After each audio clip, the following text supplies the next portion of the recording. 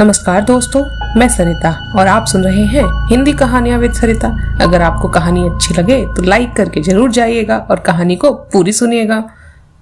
हमारे देश में वैसे तो बहुत सारे हॉन्टेड विलेज होंगे, पर एक गांव शायद जिसका नाम आपने भी सुना होगा।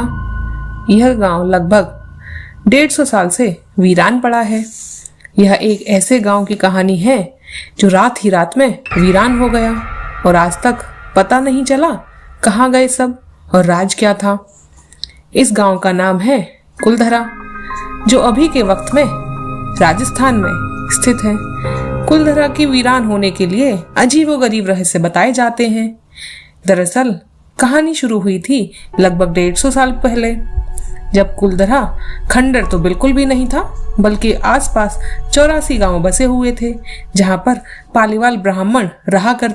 फिर ऐसा हुआ कि जैसे कुलधरा को किसी की बुरी नजर ही लग गई हो। एक आदमी था जिसका नाम था सलाम सिंह। वह रियासत का दीवान था, लेकिन वो अय्याश था जिसकी गंदी नजर एक गांव की खूबसूरत लड़की पर पड़ गई। दीवान उसके पीछे पागल हो गया, उसके पीछे पड़ा रहता। इस कदर पागल हो गया कि बस उसको कैसे भी मिल जाए वो लड़की। उसने इसके लिए ब्राह्मणों पर दबाव बनाना शुरू किया। शुरुआत में तो वो गांव में सबको मनाने की कोशिश करने लगा, सबके फुसलाने की कोशिश करने लगा, लेकिन जब गांव वाले नहीं माने तो दबाव बनाने लगा। और हद तो तब हो गई जब सत्ता के मद में चूर उस दीवान ने इस लड़के के घर पे संदेश भिजवा दिया और उसमें लिखा था कि अगर अगले पूर्णमासी तक उसे वह लड़की नहीं मिली तो गांव पर हमला करेगा और उस लड़की को उठा ले जाएगा। यह एक तरीके से उसको चेतावनी थी। दीवान के इस बात से गांव वाले बड़े परेशान हो गए। गांव वालों ने ये सोचा कि हम अपनी बेटी को ऐसे तो नहीं जाने देंगे। ये हमारे गांव की, हमारे समाज की बेटी की सम्मान की बात है और गांव के भी आत्मसम्मान की बात है।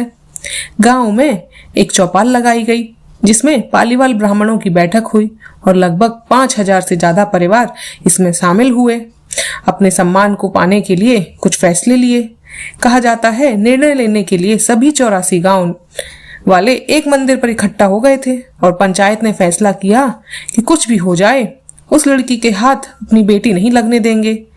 एक शाम ऐसा हुआ कि कुलधरा दीवान हो गया। अगली शाम वहां पर कोई नहीं दिखा कि आज परिंदे भी उस गांव की सरहदों में घुसते नहीं हैं। कहते हैं गांव छोड़ते वक्त उन ब्राह्मणों ने इस जगह को श्राप दे दिया था और आज तक ये नहीं पता कि वो सब लोग कहाँ गए। बता दें, उसमें से 82 गांव तो दोबारा बसने लग गए थे, लेकिन 2 गांव थे, कुलधरा और खावा, जो तमाम कोशिशों के बाद भी अब तक आबाद नहीं हो पाए। ये गांव अब भी भारतीय पुरातत्व विभाग के संरक्षण में आते हैं, जिसे दिन की रोशनी में टूरिस्ट के लिए खोल दिया जाता है, लेकिन जैसे ही शाम होती है इसे बंद कर दिया जाता है। शाम को यहाँ जाना किसी को अलाउ होता नहीं है। ये भी कहा जाता है कि इस गांव में कुछ अलग तरीके की रूहानी ताकतें हैं जो इस पर कब्जा करके बैठी हैं। इसको एक तरीके से टूरिस्ट प्लेस में बदल दिया गया है। कहते हैं गांव घूमने आने वालों के मुताबिक यहाँ पर जो पालीवाल ब्राह्मण पहले रहा करते थे उनकी आहटें सुनाई देती हैं। उन्होंने यहाँ हर पल किसी का अनुभव महसूस किया है कि कोई उनके साथ साथ चल रहा है, कोई उनके साथ आवाज लगा रहा है। ऐसा भी लगता है कि बाजार की चहल पहल की आवाजें आ रही हैं, महिलाएं बात कर रही हैं, उनकी चूड़ी और पायल की आवाजें भी हमेशा आती रहती हैं। सरकार ने इस गांव की सरहद पर एक बड़ा सा गेट लगा दिया है जिसको पार करने के लिए सिर्फ दिन में ही जा सकते हैं और रात में इस फाटक को बंद कर दिया जाता है। वैसे तो इसमें कोई घुसना ही नहीं चाहता क्योंकि किसी की हिम्मत ही नहीं होती है। कुलधरा गांव में एक मंदिर भी है जो आज भी इस वक्त है, पर वो श्राप से मुक्त है। एक बावड़ी भी है जो उस दौर में पीने के पानी का जरिया थी और बहुत सारे खामोश गलियारे हैं जिसमें सीढ़ियां उतरती हैं। ये भी कहा जाता है कि शाम ढलने के बाद अक्सर यहाँ से कुछ आवाजें सुनाई देती हैं। लोग मानते हैं कि वो आवाज 18वीं सदी से वो दर्द जो पाले वालों ने झेला था वो आज भी महसूस होता है। गांव में कुछ मकान हैं जहां पर रहस्यमयी परछाई अक्सर नजरों के सामने आ जाती हैं। दिन की रोशनी में तो सब कुछ इतिहास की किसी कहानी जैसा लगता है, लेकिन शाम होते ही कुलदरा के दरवाजे बंद हो जाते हैं और दिखाई देता है कि कुछ रूहानी ताकतों का एक रहस्यमय संसार। लोग कहते हैं कि रात के वक्त यहाँ जो भी आता है किसी न किसी हादसे का शिकार हो जाता है। कहा जाता है 2013 मई में दिल्ली से कुछ भूत प्रेत व आत्माओं पर रिसर्च करने वाली टीम वहां पहुंची थी। गांव में रात बिताई। टीम ने माना कि यहाँ पर कुछ न कुछ असामान्य तो जरूर है।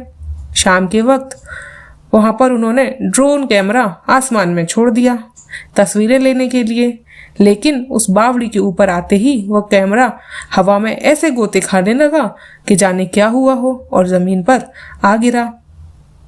जैसे कोई था जिसे वह कैमरा बिल्कुल मंजूर ना हो। ये सच है कि कुलधरा से हजारों परिवारों का पलायन हुआ था, और ये भी सच है कि वहां पर आज भी राजस्थानी संस्कृति की झलक मिलती है।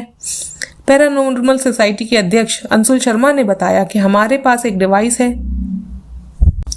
ये भी माना जाता है कि वहां पर जो पालीवाल ब्राह्मण रहा करते थे, उनकी संपत्ति जिसमें भारी मात्रा में सोना चांदी और हीरे जवाहरात थे, जिसे वे जमीन के अंदर दबा कर गए थे।